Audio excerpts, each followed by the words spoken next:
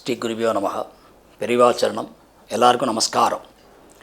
இன்றைய தலைப்பு என்னன்னு கேட்டிங்க அப்படின்னா, ரொம்ப பிடிச்ச சப்ஜெக்ட் உங்களுக்கு. ஏழரை சனியை பற்றி ஒரு தெளிவான விளக்கம்.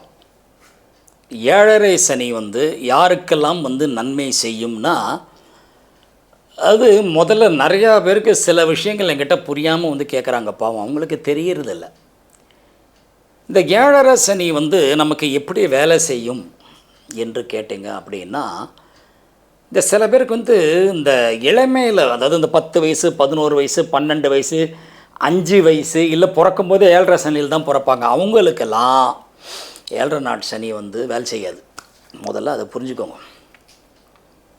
அவங்களுக்கெல்லாம் இந்த ஏழரை நாட்டு சனி வேலை செய்யாது. அதுக்கு பதிலாக அவங்க அப்பா அம்மாவை கொஞ்சம் சிரமப்படுத்தும்.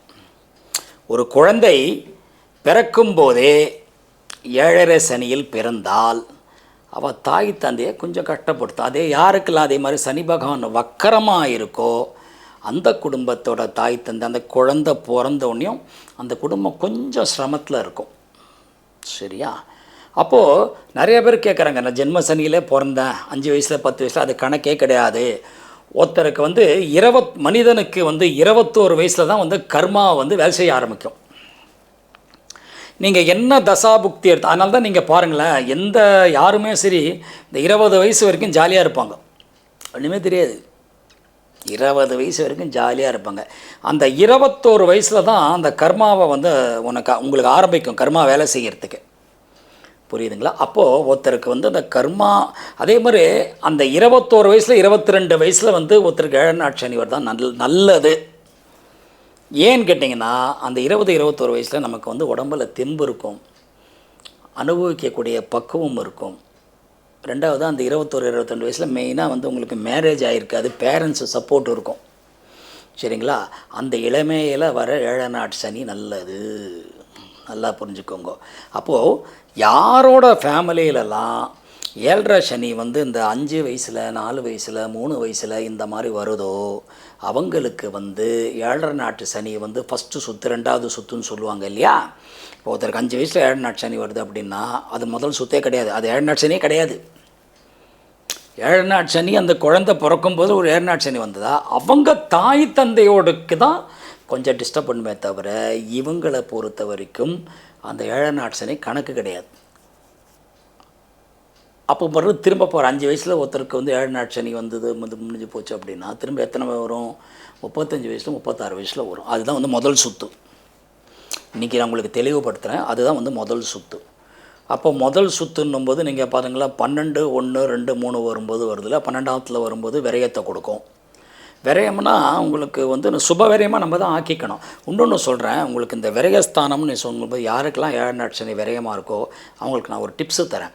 என்ன அப்படின்னா, அந்த காசு உங்களுக்கு நல்லபடியாக செலவாகிறதுக்கு ஒன்று வீடோ வாசலோ வண்டியோ வாகனம் ஏதோ ஒன்று வாங்கிக்கோங்க.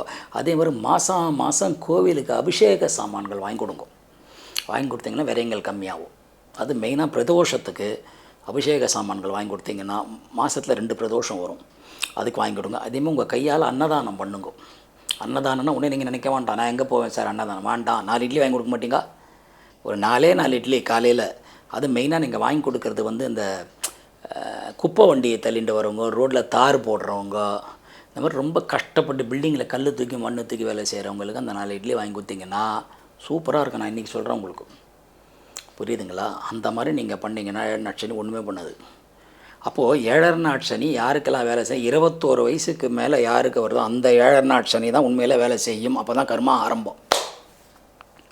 அது வரையில் இதுக்கு முன்னாடி வருது 5 வயசு 4 வயசு 10 வயசு 12 வயசில் இருக்க ஏழரை நாட்டு சனிலாம் கணக்கே கிடையாது. சில பேர் என்ன சொல்லிடுறாங்க அப்படின்னா, 10 வயசுலேருந்து 17 வயசு வரைக்கும் ஏழரை நாட்டு சனி, இது எனக்கு 2வது சுற்றுன்னு ஜாலியாகிறாங்க. இல்லை, அதுதான் முதல் சுற்று. எது? அந்த 5 வயசு 7 வயசில் போனால் முதல் சுற்று கிடையாது. அதுக்கப்புறம் வருது பார்த்திங்களா, அதுதான் முதல் சுற்று. இப்போ 5 வயசில் ஒரு ஏழரை நாட்டு சனி, இல்லை 7 வயசில் ஒரு அடுத்து 37 வயசில் வரும், அதுதான் முதல் சுற்று. அப்போ முதல் சுற்று என்ன பண்ணுன்னா படிப்பினை. ஏழரை நாட்டு சனி முதல் சுற்றில் என்ன பண்ணும், யார் எப்படி உழைப்புனா என்ன, யார் எப்படிங்கிறத காமிச்சிட்டு போயிடும். அதுதான் ஏழநாட்டு சனி. ஆனால் ஏழரை சனியை பற்றி ஒரு தெளிவான விளக்கம்னு சரி, அதுக்கு ஒரு வீடியோ போடலான்னு இதுக்கு ஸ்பெஷலாகவே இதை நான் உங்களை போடலான்னு. அதனால் யாருக்கெல்லாம் ஏழநாட்டு சனி நடக்கிறதோ உங்கள் வயசை பாருங்க. 21 வயசு 22 வயசா, இதான் முதல் சுத்து. கரெக்டாக? இப்போ 21 வயசுலேருந்து 27 வயசு வரைக்கும், 20லேருந்து 27 முடிஞ்சு 20, 30, 47, 57 வயசில் 2வது சுத்து ஒரு ஜம்முன்னு இருப்பீங்க. இப்போ நடக்கிற நான் சொல்கிற மாதிரி இந்த மேஷ ராசி, இந்த கும்ப ராசி, இந்த மீன ராசிக்கெலாம் இப்போ ஏழநாட்டு சனி நடக்கிறதொன்னும் அவங்களுக்கெல்லாம் 45 வயசு 50க்கு மேலே வயசுக்கு மேலே ஆனவங்க கவலையப்படாதீங்க, ஜம்முன்னு இருப்பீங்க, ராஜயோகம். ஸோ அதனால் இதை பற்றி தெளிவுபடுத்துறதுக்கு ஒரு வீடியோ போடலாம் தான் நான் இப்போ போட்டேன். ஸோ மீண்டும் அடுத்த தலைப்பில் உங்களை சந்திக்கும் வரை சென்னை சிட்லப்பாக்கத்துலேருந்து ஜோசியர் ஜெகதீஷன். வணக்கம், நமஸ்காரம்.